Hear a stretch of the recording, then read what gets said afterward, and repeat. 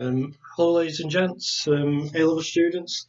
Thought I'd give it a go at trying to make like a video for you. I don't know if this is going to be any good or not, and I've not rehearsed it or anything, so it might be good, might be a load of rubbish.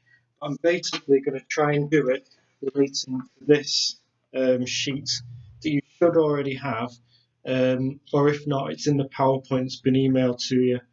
Wait, well, let me just chase a cat away.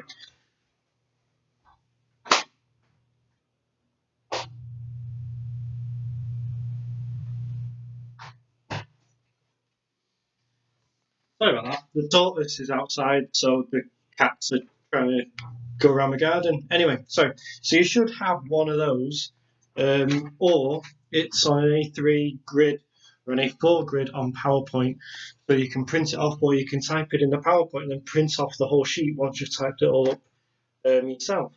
The thing I'm going to give you an overview for this grid thing is religious experiences. So you should have one of these. I've updated it slightly. One of the people we look at in the booklet don't really rate their argument too much, if I'm honest. I think it was Starbuck.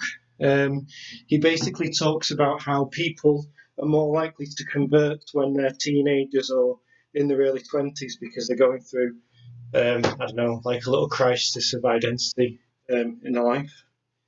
Yeah, but I don't think that really equates to the sort of examples that we're looking at because, as far as I'm aware, Moses, Paul, people congregating outside the church, having visions of Mary, these aren't massive changes in their life and conversion stories exactly.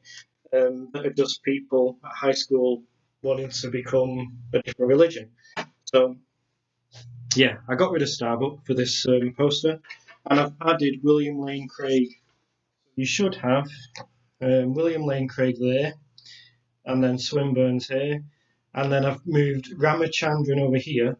Mainly I've put him there because he linked very well with St. Paul, who's here. So if you want to put him there, you can do. And we'll try and, I'm not going to go through the whole grid with you because it'll take too long. Basically, that's the whole lesson, which I'm not recording 2 hours worth. So maybe with your sheet, type at the front or write at the front, religious experiences up here. So then you know this is the overview of that topic. You need to know and understand who Otto and James are. I stole a whiteboard from work. I got it on Tuesday morning, quick, in and out. I'm gonna get a whiteboard. Anyway, so you need to know James and Otto and their criteria of how they rate a religious experience. So your booklets have the meaning behind each of these in them. So I would recommend use your booklets, use the PowerPoint, whatever it is, to just very briefly write a short description under each one to say which one, what each of them means. In relation to all the different religious experiences, I would strongly suggest, in terms of key stage 3, that's like when you're in year 9, you're expected to be able to retell a story. A level, don't retell stories. It's a waste of time. You get no real mark or grade for retelling a story. So essentially, what you'll need to do is relate these to each of these cases here. So in your essay, don't start writing about St. Paul was on his way to Damascus when he had this experience and fell off his horse and he had an encounter with Jesus. Jesus said, don't bother with that. What you need to do is pick out the events that were going on. So, for example, if you're filling in the grid for each of these cases with St. Paul and James, you would say Paul was passive in the experience. He didn't go out to try and have this experience, it happened to him. So, a little overview in terms of who would accept what. For your essays, I would claim that Otto accepts all of these as being a religious experience. Indeed, when Otto even talked about the sense of the no, don't use pink, use a different colour. I just realised James is pink, isn't he? What colour have I not used? Red. See, I got some pens from work as well. So that's the same colour as that. What colour's pink?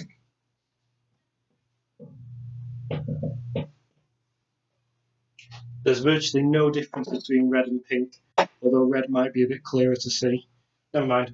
So Otto would claim that the numinous is effectively just could be any sort of religious experience from the encounter that St. Paul had, the encounter that Moses had, all the way up to, let's say, for example, you're looking at a beautiful sunset, or I had this sense of the numinous when you stood in front of Mount Everest. I keep a picture of Everest on my fridge. That's one I took. So when you stood in front of Mount Everest, I thought that would be magnetic, but it isn't. Um, it's kind of like awe-inspiring, and you just feel tiny compared to the grandness of the universe and of God.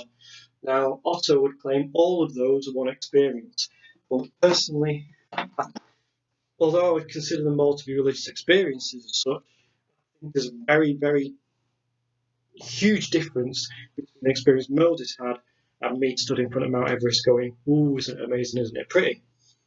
But Otto would collect all of these things then as religious experiences, and maybe that's one of the issues with Otto. It's kind of like a catch-all situation where the criteria that are used is quite relaxed. So then loads of experiences could be collected together as religious experiences. For me, that's a little bit too open, maybe. Um, yeah, if you're going to go down the lines of religious experiences, could be hearing the voice of God.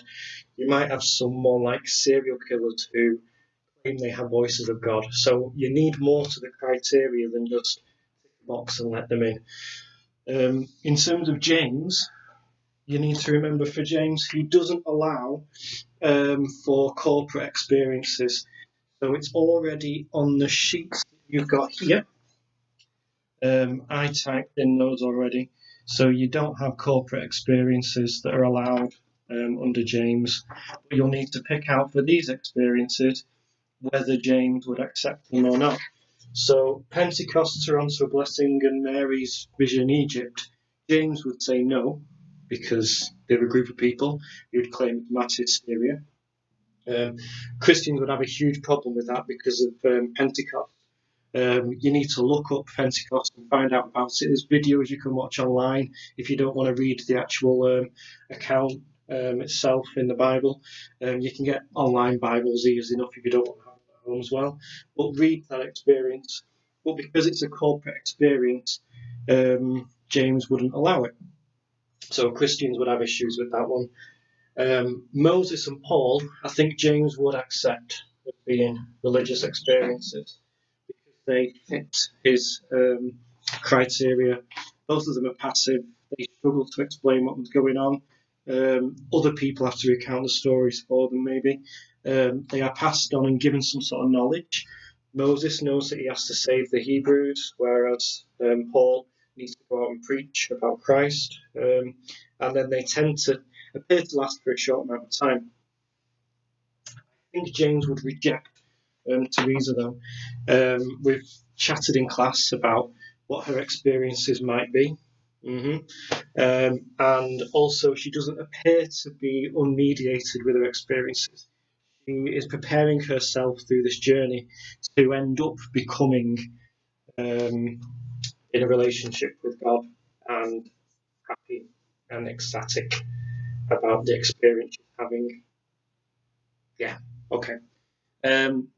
So you should be able to maybe, I don't know, pause this and fill in this grid to complete how each of these and these would compare with these criteria here and here.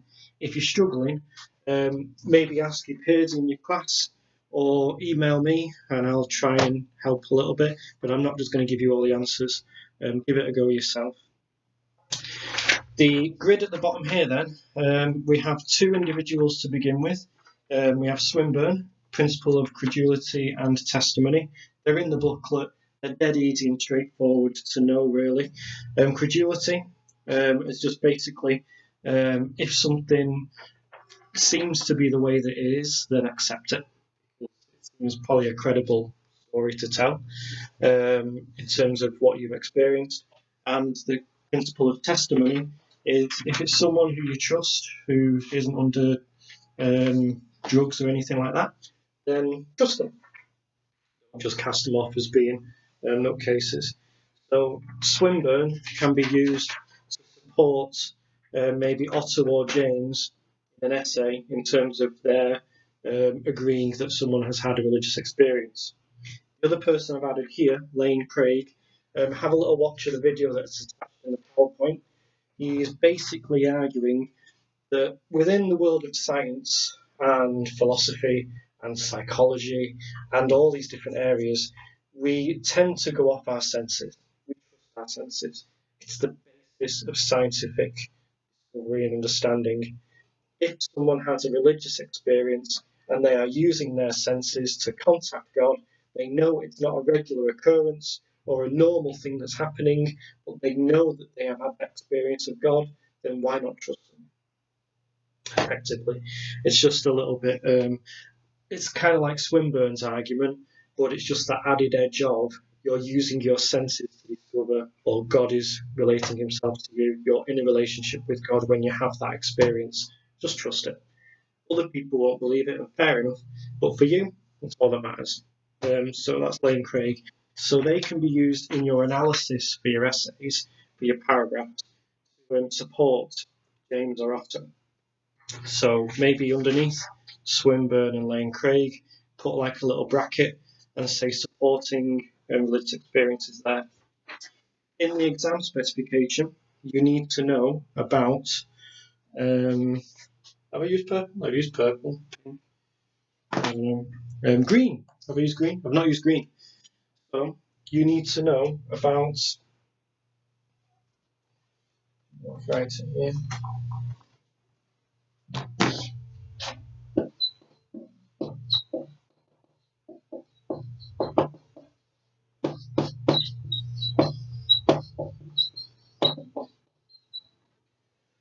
You need to know about physiological. God, you can't read that, can you? Oh well, I'll just say it. You need to know about green physiological experiences. That's stuff that's happening in your brain in terms of the genetic not exactly genetic, but in terms of the physical makeup of your brain. You need to know about physiological challenges, and your exam specification needs to know about psychological. So that's people questioning themselves. So it's not exactly the makeup of the brain exactly. It's more, I don't know, manipulation of people's memories, perhaps, something like that. So you need to know about those two different cases and how they attack. I'll write it in instead.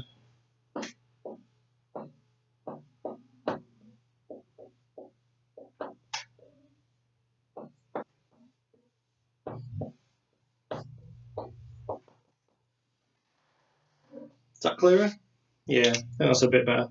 So, on your grid here, we have two examples here of physiological. So underneath here, maybe write physiological with Pasinga and Ramachandran. They're both physiological. Here, you've got Loftus, Freud, and what's the face, Franks Davis. Those three are all psychological challenges to religious experiences.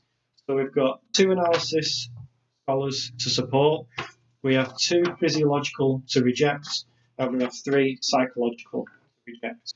And we're going to have a go at using these 5 people to attack all these different experiences above. So then your analysis can go through to see whether or not people are actually having religious experiences, or is there something else that's going on in their heads. Where are we up to the time? 15 minutes. It's not too bad. So maybe it might be about half an hour video. We'll see. So we'll start off with the physiological traits to begin with. Let's start physiological, and I'll use my purple pen for that. First person on your charts for physiological is Pasinga. Now you should have done the reading in the booklet for this to help you and support you. And there's also an extension reading that Mr. Feynman had sent to you. and it's got a picture of Derren Brown in it. Derren Brown's a legend. I've seen him live. Really, really good, really clever. Now, if you read those and you hopefully will understand it, what Persinger created was a helmet, almost like a crash helmet, and you put it on your head, and the probes help you to stimulate different parts of your brain. With the stimulating of the different parts of the brain, he tapped into the temporal lobes. I don't know where they are in your head, whether it's there or somewhere else. He tapped into those temporal lobes, and he showed that by stimulating that area of the brain, he could cause people to have religious experiences. And the experiences that he got people to do were pretty much the same as when religious people meditate. For example, he got some monks who were Buddhists to try the helmet on. They had a religious experience to when they feel transcendent in their meditation. And so Basinger argued that therefore there's no need for a God figure whatsoever. It's just manipulations in the chemicals in your brain or how your brain works in order to stimulate an experience that makes you feel like it's a religious experience, but it actually isn't. That was the findings. There's a couple of problems with this though. So you need to put like a little read the information, put like a little overview in there to explain what Basinger's argument was. Two problems though. The testing itself was actually biased. It wasn't blind testing. It wasn't particularly well done scientific investigation. It was very much more come on in, we're going to test your brain, please meditate for us. Oh, look, it's all the same. Okay, so you know what the outcome is going to be. It's kind of set towards a goal. So the scientific test wasn't particularly good. The other problem is a number of theologians, which I can't name because I watched the TV program about it years ago and I've forgotten it now, but they were pointing out that the part of your brain that is able to stimulate and have these experiences, maybe it's a possibility God has created the human brain, some people in some ways more than others, in able to almost have a key to unlock the experience of God. So if God wants to communicate with you in a way that your brain can have some sort of concept and understanding of this transcendent being, then maybe there's a little key in your brain that can be unlocked to allow that experience to happen. Just a thought. I don't know if you accept that or not. You could say that's just religious people refusing to accept any evidence against them. And we'll look at that in upper sixth. Anthony Flew with the falsification principle can be used with that. Religious people keep explaining away any contrary evidence. But ultimately, the testing wasn't particularly scientific. The other physiological approach, physiological, is Ramachandran. So I've moved him over into the middle here. Why I've put him here is because it works very good with St. Paul and the claims with Ramachandran. So again, Ramachandran, physiological, thinking about the brain and the way the brain works. Effectively, he was saying how when he was doing research into people with epilepsy, sometimes the temporal lobe in someone's brain, and when they're having an epileptic seizure, could lead a person to believe they're having an experience that's religious, an experience with God. So again, there's no religious experience. It's just your brain having an epileptic seizure, which thinks you are having that experience when you're not. And that's another physiological way to try and explain away these experiences. Any problems with that? Yeah, the main one being I've known people in my life who have epilepsy. I've taught students who have epilepsy. And when I've had them in my class and I've said about when you have a seizure, do you feel like you're having a connection with God? They've always said no. People seem to know the difference between having an epileptic seizure and what an experience of God may be like if they ever feel like they would know what one was. So it seems perhaps unlikely that the two are the same thing, but it is a possibility. Maybe I'm biased. The interesting one, though, is in one of St. Paul's letters, I don't have my notes on me to know which passage exactly it is, but somewhere in St. Paul's letters, it talks about you'll need to research the line and find it if you want to use it, but you're like, clever like essays, getting your level 6. St. Paul talks about having a thorn in his side. He seems to have some sort of difficulty or problem, maybe some sort of disability. Some scholars have suggested that maybe this thorn in his side that he talks about that's holding him back a little bit, that he's having difficulties with, that he's struggling with, it might be that St. Paul is epileptic. If that's the case, and St. Paul has epilepsy, then this could add weight to Ramachandran's claim that St. Paul, on his way to St. Paul, on his way to Damascus, had an epileptic seizure. He may have been going through the desert, so he's dehydrated. The mix of these conditions, maybe he was feeling, as Carl Jung, let's put Jung on the board.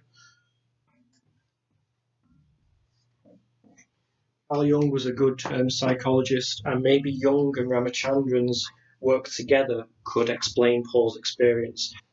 Jung talks about how people, especially when they have a conversion experience, it can be due to the amount of guilt that that individual is feeling. In terms of the pressure and the guilt. So you've got St. Paul, who has just been killing Christians as part of his job, who might be feeling guilty at this moment in his life, who then is going through a desert in order to get to Damascus. It's a long journey from like Israel to Syria. So long journey, hot temperatures and conditions, has a seizure, an epileptic fit, and maybe his brain has made him manipulate the experience of the seizure and the guilt that he's feeling in order to then change his life, convert, and become probably the most influential figure upon Christianity. So there's a possibility to explain Paul's experience. I'm a Christian still, even though I see that could be a possibility. But hang on, maybe that's might have happened. Those are two physiological experiences there. You've got Basinga and you've got Ramachandran with that one. We then need to look at psychological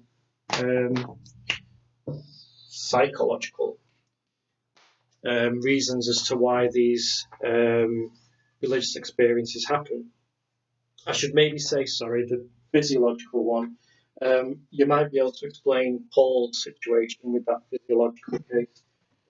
Lights, there you go. You may be able to explain Paul the difficulty with the physiological approach in terms of attacking it is it doesn't in any way, shape or form make sense of corporate experiences. So you might say that one person is having that experience in their head. Well, what about all the other? In the case of Mary being seen in Egypt, you had on one night in particular 250,000 people. You might be able to explain one person having that going on in their brains, but 250,000 people are witnessing the same thing. It doesn't cover that. So maybe you need other ways to try and explain away other religious experiences. So the physiological approach might help with maybe Paul, may even help with Moses. Moses murdered a person, could leave him with feelings of guilt. But there's no evidence maybe to say that he was epileptic. He did have a stutter, but obviously that's very different. So what we're on about psychological. Back to there. Sorry, I digress because I moved forward a bit too fast. Psychological. You've got Loftus, Freud, and Franks Davis. Starting off with Loftus, there's on the PowerPoint. There's a link to 2 videos. And I think that there might be some truth in what Loftus is saying. However, I don't think it explains away religious experiences. What she's saying is effectively how an individual will have an experience, and then you will naturally or be coerced by other people or just out of your own sheer will convince yourself that you had a slightly different experience than it was. It's almost like Chinese whispers. You have an event or you have a sentence or an experience, and as you tell that story again and again and again to different people, you change it ever so slightly, and then your memory remembers the changes to the story each time rather than the actual event that took place. So she gives the example of being in a car crash, maybe, and someone comes over and says, "Wow, did you see after that your miraculous car crash that you got out of? There was like a bright light above the car, a little bit like that was above the car." And then the person over time thinks, "Oh, there was a bright light. It was like an angel above the car that was watching out for me. That was my angel." And then you manipulate your memory of the event that happened. Um, Possibly that could happen with certain cases. If it makes a person feel better, then I won't say any reason why to disprove them and say you're talking all rubbish. But that might well happen. The issue is, in terms of the extreme cases of these scenarios, you slightly changing your memory of the event over time does not explain why St. Paul is going to have a conversation with someone who died and resurrected, or Moses having a direct conversation with God. It's not going to explain 250,000 people all stood there watching a woman maybe drifting across the top of the church. Those stories may be a little bit exaggerated over time, but the initial events will still have something to it. So I don't know, that psychological approach, there may be some truth in it. I'm not denying that, but again, I don't think it destroys religious experiences. Second up, we have Freud. Freud down there. Again, he's psychological. You should have maybe written underneath Loftus, Freud, and Frank Davis, psychological down there. Attacks. See what you think.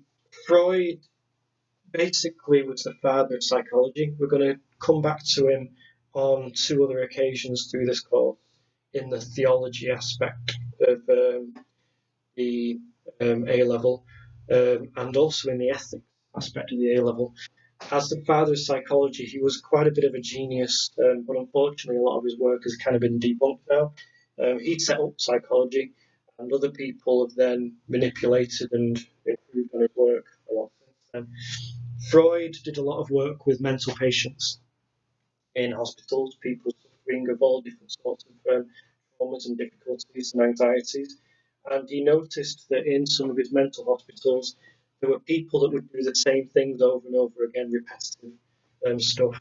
And he saw that that was the same thing as people who go into churches or mosques or synagogues, and you repeat the same rituals over and over and over and over again. He basically equated together and saw that because the mental patients in his hospital were always repeating the same activities over and over, and religious people were going to a religious place of worship and repeating the same things over and over and over and over. He said that basically that these repetitions show that people who are having religious experiences are not because they are inducing it themselves through illusions and wish fulfillment. If you keep repeating the same thing over and over again, eventually you're going to start believing that you have an experience of God. And that's basically the point. The more and more you wish it to happen, the more and more you hope it'll happen. Eventually, a little tiny thing will happen that will make you think you've had that experience. And then, ta-da, you're then seen as delusional, according to Freud. There are a couple of issues with Freud that I'm just going to go through. As I was saying before, a lot of Freud's work has been debunked, and maybe the patients in his mental hospital that repeatedly doing the same rituals over and over again, as he puts it, maybe they were individuals with OCD, obsessive compulsive disorder. And so if they're repeating these same actions over and over and over, that's very different from a person who is willingly just going to a church to pray. Yeah, so the two aren't equatable really. Observing one does not be in the other one. The other difficulty is when he's talking about wish fulfillment and illusion, that doesn't account for individuals who convert due to religious experience. So you're having a religious experience, say for example, there were skeptics or people of different religions who were observing Mary on top of the church in Egypt, and that was, at least initially, unmediated, and then other people coming along that might be classed as mediated, but initially it was unmediated. The case of St. Paul and Moses, these were unmediated accounts. People were not hoping to have religious experience of God. It happened to them rather than the other way around. So it's not really wish fulfillment for these individuals, especially if you have skeptics go in there and atheists who then convert on seeing the experience. It would imply that it's more than that. And so Freud doesn't really explain all these things away. Finally, you have Frank Davis down here for psychological. Um, she argues 3 different points. I had to write them down. I've got a note form down here. So point number 1, she argues that God is to be rejected because he can't be proven. So let's just say there is no God, end of. So the religious experiences are a load of rubbish because there's no God. So just stop there. Secondly, she said a lot of these religious experiences are probably just due to delusion and mental illnesses. And if you're a religious person who is engaged in fasting, you're more likely to have that experience because you're inducing it on yourself. And the third point she comes up with is that basically these religious experiences are just so unlikely, then just maybe a little bit harsh, but I don't know.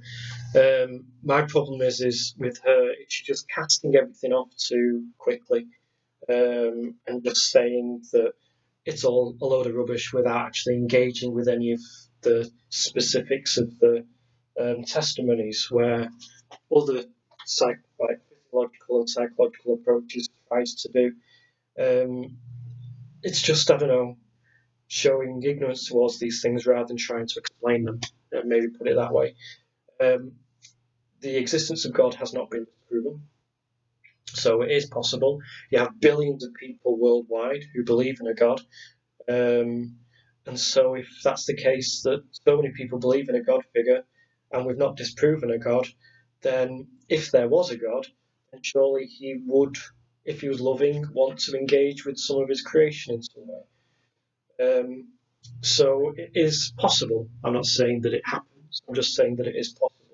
So her just cutting it all off completely is maybe a step too far. So that's an overview of the table. I hope this has helped a little bit in terms of me explaining. I've just gone over half an hour. It's not too bad, is it? Something for you to watch while you're not doing too much else. In terms of conclusions, then, for this module and this table, it's up to you what you think, and it's up to you where your conclusions lie. Do you think that religious experiences happen? Do you think that only select some of these experiences are genuine, or do you think none of them are genuine, and you want to explain them in different ways? What you need to be able to do in your essays is use examples that are here. Please don't make up examples off the top of your head. Try and use the ones that have been given in your materials. Use the criteria to show which ones are religious experiences and which ones aren't. You can have Otto and James debating between different ones as to why they would accept one and not accept the other. You can use Swinburne and Lane Craig to support that experiences happen and we should accept the testimony of people. And then we have the physiological and psychological attacks on these religious experiences that you can develop and show the examiner the analysis going backwards and forwards. Ultimately, if I was going to say that there's any sort of answer to this, I think it's James who made the point early on that the right one, which is effectively, if there is a God and God is having these religious experiences, the only thing that it proves for the individual is that they can believe that God definitely exists.